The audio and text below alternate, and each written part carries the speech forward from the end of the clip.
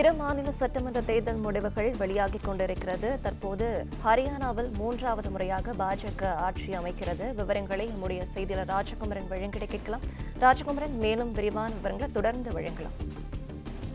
ஹரியானா களத்தை பொறுத்தவரை காங்கிரஸ் கட்சி முதலமைச்சர் வேட்பாளரை அறிவிக்காமலேயே இந்த சட்டமன்ற தேர்தலை எதிர்கொண்டிருந்தார்கள். கடந்த சில ஆண்டுகளாக காங்கிரஸை பொறுத்தவரை முதலமைச்சர் வேட்பாளர் தொடர்பான ஒரு அறிவிப்பை வெளியிடாமல் தேர்தலை எதிர்கொண்டு முடித்த பிறகுதான் முதலமைச்சரை தீர்மானித்து வருகின்றார்கள்.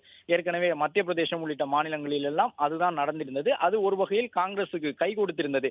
காங்கிரஸை பொறுத்தவரை இந்தியாவில் இருக்கக்கூடிய கட்சிகளிலேயே அந்த அணிகள் கோஷ்டிகள் மோதல் அதிகம் இருக்கக்கூடிய கட்சியாக பார்க்கப்படக்கூடிய சூழ்நிலையில் அது போன்ற கோஷ்டி மோதலை தவிர்க்கக்கூடிய விதமாகவும் அதை காங்கிரஸ் கையாளுவதாக சொல்லப்பட்டது. அது போன்ற அணுகுமுறையை இந்த நிலையில்தான் ஹரியானாவிலும் காங்கிரஸ் கட்சி தன்னுடைய முதலமைச்சர் வேட்பாளராக தனிப்பட்டு யாரையும் அறிவிக்காமலேயே இந்த தேர்தல் களத்தை எதிர்கொண்டிருந்தார்கள்.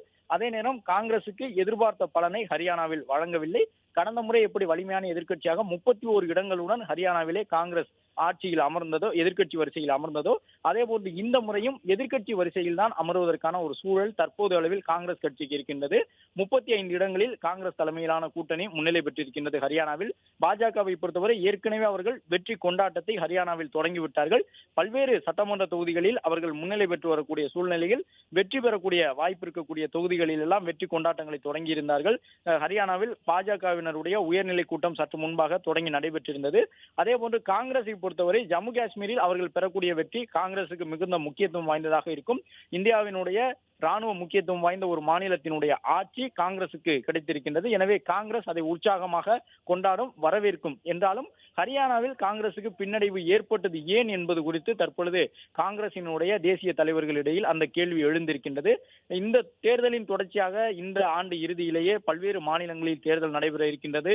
ஜார்க்கண்டில் தேர்தல் நடைபெற இருக்கின்றது. மகாராஷ்டிரத்தில் சட்டமன்ற தேர்தல் நடைபெற இருக்கின்றது.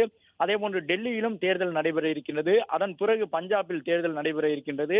அடுத்த மக்களவை தேர்தலுக்கு முன்பாக பல்வேறு மாநிலங்களில் சட்டமன்ற தேர்தல் நடைபெறக்கூடிய சூழ்நிலையில் ஹரியானாவில் வெற்றி பெற்று அதன் தொடர்ச்சியாக உற்சாகத்தோடு அதே யுக்தியோடு மற்ற மாநிலங்களிலும் தேர்தலை எதிர்கொள்வதற்கு காங்கிரஸ் தலைமையிலான அந்த கூட்டணி, இந்தியா கூட்டணி தயாராகி வந்தது. அது மட்டுமல்லாமல் பஞ்சாப் உள்ளிட்ட மாநிலங்களிலும் வெற்றி பெறுவதற்கு ஹரியானா ஒரு வாய்ப்பாக இருக்கும் என்று காங்கிரஸ் தரப்பில் பார்க்கப்பட்டது.